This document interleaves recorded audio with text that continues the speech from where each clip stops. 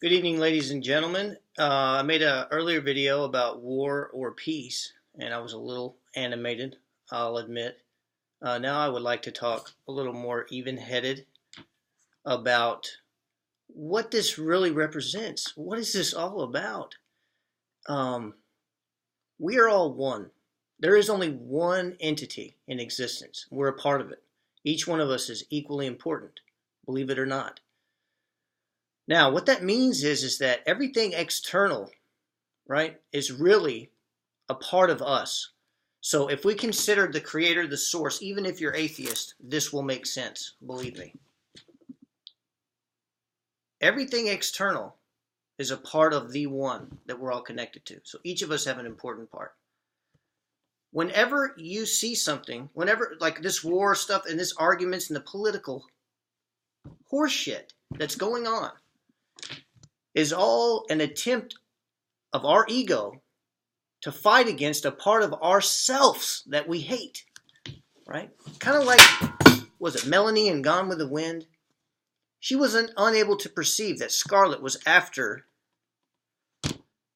the guy. Maybe Melanie was the guy's name. I don't know. But those of you who have seen Gone with the Wind know that the wife of the cousin of Scarlett O'Hara couldn't see that Scarlett was after him. She was oblivious to it. She couldn't see it. She was blind to it because she did not have that concept in her head, coveting someone else.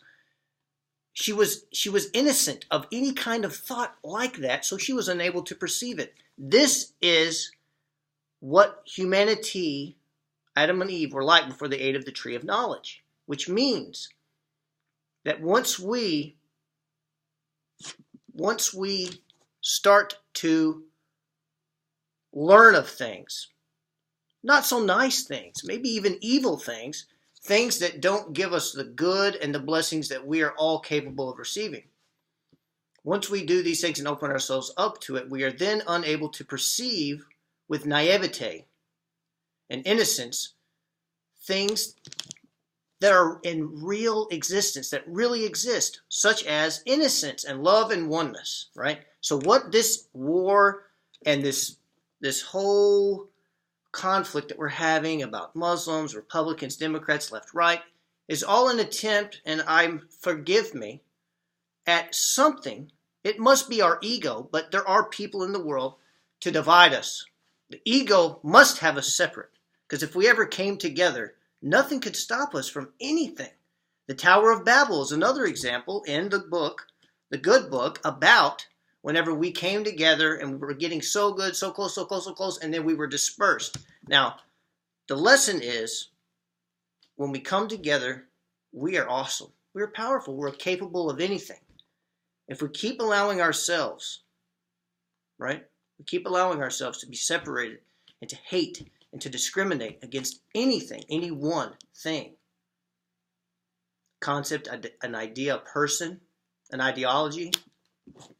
Although it's required to make judgments on things to protect and other things like this. But if we discriminate and hatred and allow ourselves to be divided, and I'm speaking to everyone, everything, anything at all this applies to, is simply an attempt to fight and possibly kill, dismantle, whatever it may be, a part of yourself that you don't like. Because if you were at peace with it, there would be no anger, there would be no angst, there would be no need to rid the world physically or spiritually of anything, because we would be one. All of us know some people like this.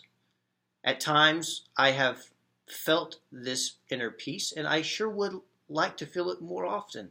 Right now, it just came over me, realizing how important this is. Who among us will step up?